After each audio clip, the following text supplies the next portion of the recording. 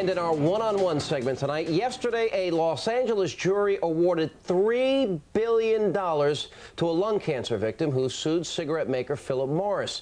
If the verdict stands, 56-year-old Richard Boken will win the largest damage award ever in an individual cigarette case. Is this ruling going to cripple the tobacco industry? Joining us from Los Angeles tonight, Patrick Reynolds, founder of TobaccoFree.org, of course, heir to R.J. Reynolds Tobacco.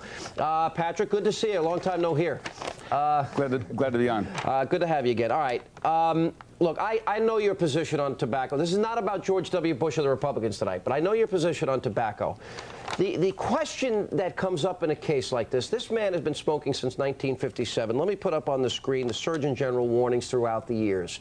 1965, on every carton of cigarettes, caution, cigarette smoking may be hazardous to your health. 1965. 1967, warning, cigarette smoking is dangerous to your health, may cause death from cancer and other diseases. 1969, warning, the Surgeon General has determined that cigarette smoking is dangerous to your health. What part of that don't people understand when they buy a pack of cigarettes?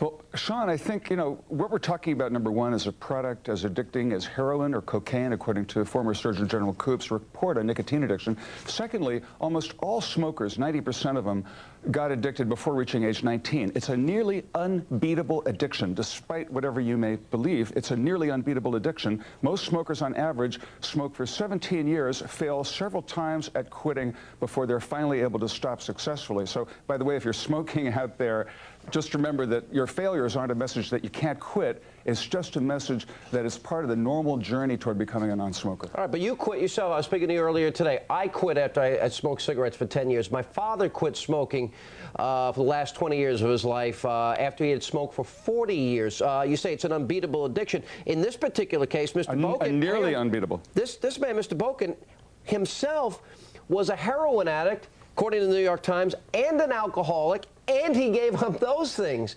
But what he's doing here, he's putting all the blame on the tobacco companies when he was forewarned. Every time he bought a pack of cigarettes, he was warned it was a dangerous product. Where's his culpability here? Well, let me ask you this. I think that if we measured his culpability, I think that's included here. Let's talk about that for a second. I believe that smokers, certainly, I agree with you that they should be responsible and accountable for the choice that they made to continue to smoke. But that doesn't mean, Sean, that we should let the tobacco companies go unaccountable for their share in this blame. And for years, they've targeted children in their advertising. Right. They have just repeatedly lied about the dangers of smoking. And if you tell me that a teenager is going to sit and read a warning label, our eye-tracking studies of adolescents show that they basically don't even see the warning label most of the time. And when they do, they virtually never read it. Not in the billboard ads. I don't buy that. That sounds to me, Patrick, like full excuse making. I mean, these are the same teenagers in some states at 15, 14 years of age that we give a license and put behind the wheel of a car, and you just want to take all the blame and responsibility. Oh, I didn't see the warning label. Everybody in America knows that smoking is dangerous to our health, even before the Surgeon General warnings came out. What did we used to call cigarettes? Coffin. Sean, I want you to just for a moment stop and go back in time. All right, back in time. And remember, let's go back in time now. Okay. And remember, you're 18 years old. You're 16 years old right now. And I'm telling you, I'm saying, Sean Hanity, don't you smoke those cigarettes? I did. At that time of my life, I was stupid, and, my parents smoked. I give some of the blame to them. My point, Sean, is that you can warn a teenager and say, don't smoke, Mr. Teenager. Don't smoke, Sean Hannity, when you're 17. But he's not going to pay attention and we tell him not to drink and drive. Is a teenager going to listen to warning labels? Or, and that's when the kids get hooked. If the tobacco industry doesn't get them by 19 years old, but you're saying they have no responsibility. But I'm saying teenagers also, we tell them not to drink and drive, don't we, Patrick? We tell them, but yet we give them the keys to the car and assume that they're going to listen to our admonition. And this particular, look, I don't want anybody to smoke. I think it's a horrible habit.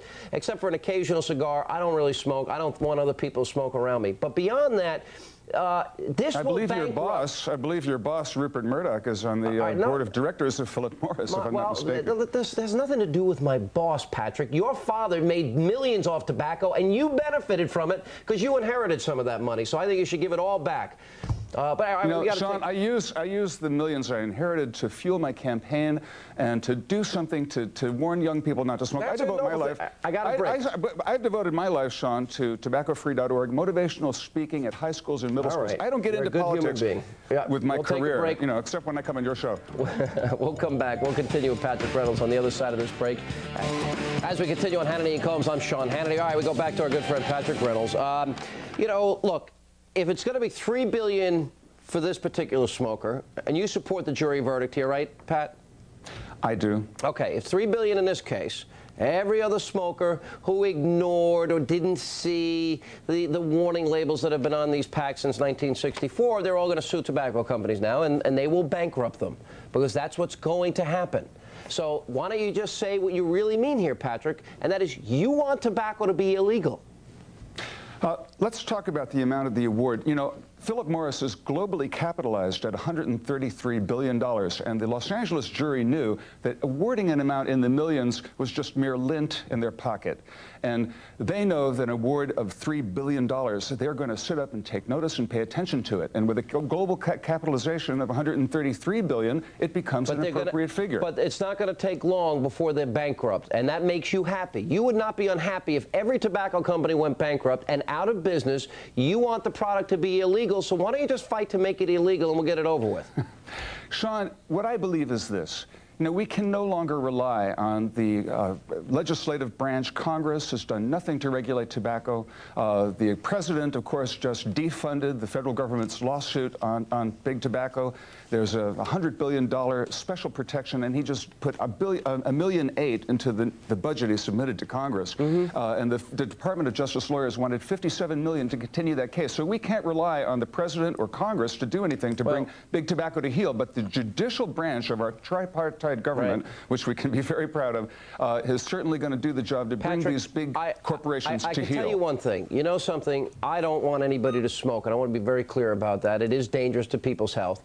But with that said, in America, I believe in the principles of limited government, greater freedom. Unlike drugs, they're not in an altered state of consciousness if they smoke cigarettes. If people choose to make a stupid decision, I think it ought to be their right to do so in this particular case, and I think the government ought to stay out of it. And that means stop making a profit from it, as the government presently does. They make more money from tobacco than anybody.